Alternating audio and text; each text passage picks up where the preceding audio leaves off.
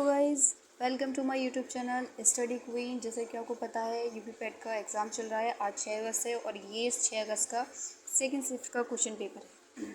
तो हम पढ़ते हैं, हम सीधा क्वेश्चंस पर आते हैं। इसको थोड़ा जूम करते हैं।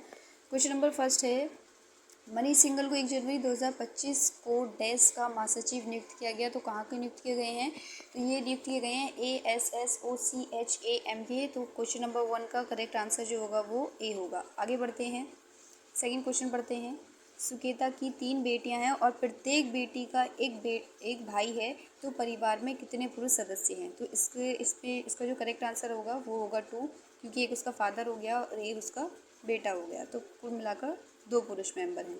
आगे बढ़ते हैं, question number 3, development planning the Indian experience book किसने लिखी है? तो ये आपको पता होगा। क्वेश्चन नंबर 3 का जो करेक्ट आंसर होगा वो होगा सी, सुखमय चक्रवर्ती। आगे बढ़ते हैं, क्वेश्चन नंबर 4 है, जस्टिन ट्रून जिन्होंने 6 जनवरी 2025 को इस्तीफे की घोषणा करी, तो ये थोड़ा चर्चा में भी रहे थे। ये कनाडा के पीएम हैं। क्वेश्चन नंबर 5 पढ़ते हैं। क्वेश्चन नंबर 5 है, विभवांतर मापने के लिए किस उपकरण का उपयोग किया जाता है? तो इसका जो उपयोग किया जाता है वो किया जाता है वोल्ट मीटर का। ठीक है, इसको मापने के लिए किसका उपयोग किया जाता है? वोल्ट मीटर का। इसका करेक्ट आंसर होगा सी। आगे बढ़ते हैं, क्वेश्चन नंबर 6, मार्च किस राज्य का एक पारंपरिक लोक नाट्य है? तो ये आपको बता देती हूँ मैं, ये एमपी का है। आगे बढ़ते हैं, क्वेश्चन नंबर 7, भारत के गोल्ड ओल्ड मैन के रूप में किसे जाना जाता है? तो ये तो आप सभी को पता होगा, ये दादा भाई नौरोजी को जाना जाता है। क्वेश्चन नंबर 7 का करेक्ट जो होगा वो होगा सी। आगे बढ़ते हैं, क्वेश्चन नंबर 8 पढ़ते हैं। √290 किस दो लगातार पूर्णांकों के बीच में आता है? तो जब आप 17 और 18 का रूट करोगे तो इन्हीं के बीच में आएगा। क्वेश्चन नंबर 20 का करेक्ट होगा। आगे बढ़ते हैं, भारत की अर्थव्यवस्था की रीढ़ है। क्या रीढ़ है भारत की अर्थव्यवस्था की? तो वो है कृषि। क्वेश्चन नंबर 9 का करेक्ट ए होगा। फिर है, भारतीय संविधान के अनुच्छेद 129 के तहत डैश को अभिलेख न्यायालय घोषित किया गया। तो अभिलेख न्यायालय किसको बोला जाता है?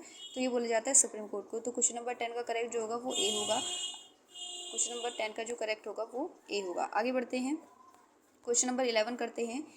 2025 में कुल पदक पुरस्कारों की घोषणा की गई थी, जिसमें से कितने टोटल दिए गए थे पुरस्कार हम बता देते हैं। तो वो दिए गए थे 139। इस क्वेश्चन नंबर 11 का जो करेक्ट होगा वो होगा 139। क्वेश्चन नंबर 12 पढ़ते हैं, केवलादेव राष्ट्रीय उद्यान भारत के किस राज्य में स्थित है? तो ये राजस्थान में स्थित है।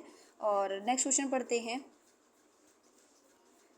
क्वेश्चन नंबर 13 है, इकोनॉमिक हिस्ट्री ऑफ इंडिया पुस्तक किसने प्रकाशित करी थी? तो ये करी थी आर.सी. दत्त ने।